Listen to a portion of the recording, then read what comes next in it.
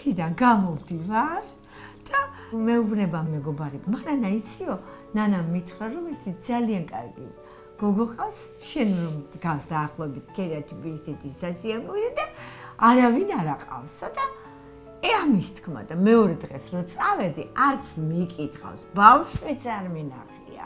ბავშვი სახში იყო მახინჯაურში ზემოთ. 6 თვის და რომ ვნახე, ბავშვი და ვუთხარი, მოდი ჩემთან მეც. დამადო თავი. ძალიან უნდოდაშვილი, მეც ძალიან მჭირდებოდა თბილი ოჯახი. ყველაფერი მომცა აბსოლუტურად, რაც არის მშობლის მოვალეობა და რაც არ არის ისიც. რამდენჯერაც არ უნდა დავიბადო.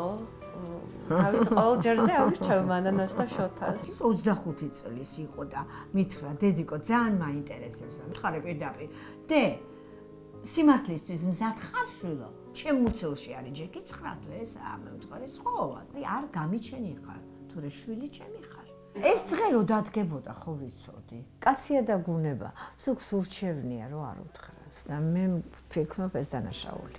აინტერესებდა, იცის მანც ხელი შეუწყე, დაუდეთანხა, ტესტიც გაიკეთე, გაარკვიე შვილო, რომ შენ სიმართლეში იცხოვრო.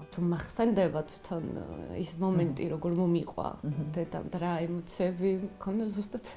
იგივე ემოციები მაქვს ახლა მეც. ძალიან ამაყია, რომ ასეთი მშობლების ხელში მოხვდა. რაც ეს ორგანიზება. სანამ დედა და მამა ადამიანს ცოცხალი ყავს, მანამდე ჩათვალე რომ მართლა არაფერს არ უნდა გეშინოდეს.